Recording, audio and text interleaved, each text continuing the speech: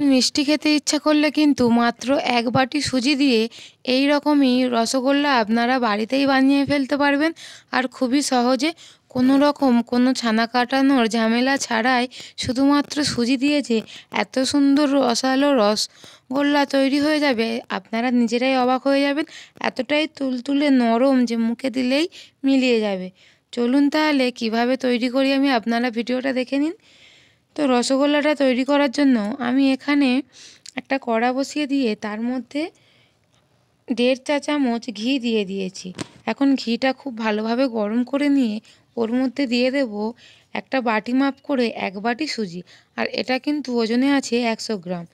তো সুজিটা দিয়ে খুব ভালোভাবে ঘিয়ের সাথে আমি একটু অনবরত নাড়তে নাড়তে খুব ভালোভাবে ভেজে নেব। এই যে দেখুন ভাজা হয়ে গেছে। তো খুব ভালোভাবে সুজিটাকে ভেজে নেওয়ার পর আমি এখানে ওই বাটি মেপে ২ বাটি লিকুইড দুধ নিয়ে নিয়েছি।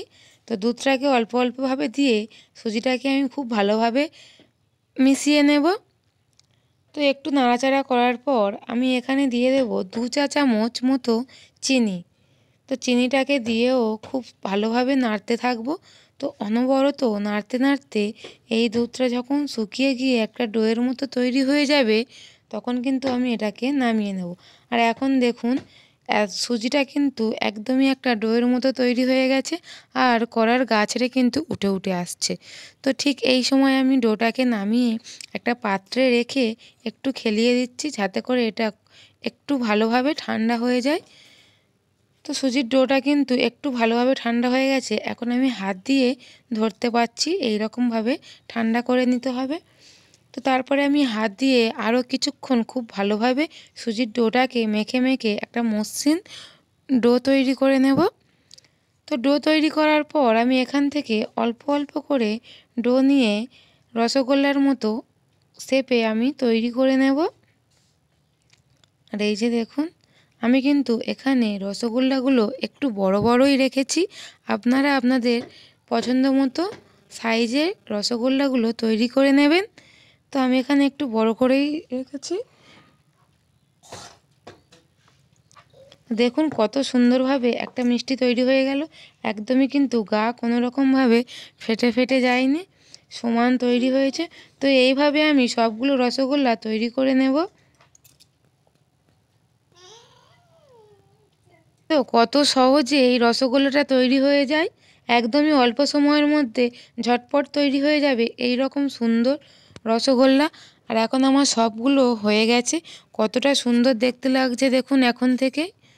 তো ওগুলোকে সাইডে রেখে দিয়ে আমি গ্যাসে আবারও একটি কড়াই বসিয়ে তার মধ্যে সেই একই বাটিরই মাপ করে দিয়ে দেব ১ বাটি চিনি। তো এখানে আমি ১ বাটি চিনি নিয়েছি, আর ১ বাটি চিনির জন্য এখানে আমি ২ বাটি জল ব্যবহার করব। তো ২ বাটি জল দিয়ে খুব ভালোভাবে একটু চিনিটাকে জলের সঙ্গে মিশিয়ে নিয়ে এর মধ্যে এখন আমি দিয়ে দেব ৩টে এলাচকে আমি ফাটিয়ে নিয়েছি। এখন এই চিনির শিরার মধ্যে দিয়ে দেব, যাতে খুব সুন্দর একটা ফ্লেভার এবং গন্ধ ছাড়ে। তো এটাকেও খুব ভালোভাবে মিশিয়ে আমি এখন চিনির শিরাটাকে ফুটিয়ে নেব। চিনির শিরাটা দেখুন ফুটে উঠেছে। আর এর মধ্যে আমি এখন দিয়ে দেব যে রসগোল্লাগুলো আগে তৈরি করে রেখেছিলাম, সেগুলো এখন চিনির শিরার মধ্যে সবগুলো আমি দিয়ে দিচ্ছি।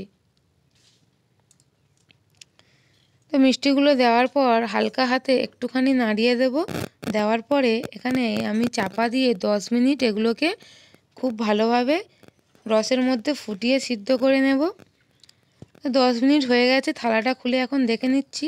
দেখুন রসগোল্লাগুলো কিন্তু একদমই ফুলে ডবল হয়ে গেছে আর কতটা সুন্দর দেখতে লাগছে। তো এই সময় কিন্তু রসগোল্লাগুলো একদমই নরম থাকবে। তো সেই জন্য আমি একটা চামচ দিয়ে একটা একটা করে প্লেটের মধ্যে তুলে নিচ্ছি।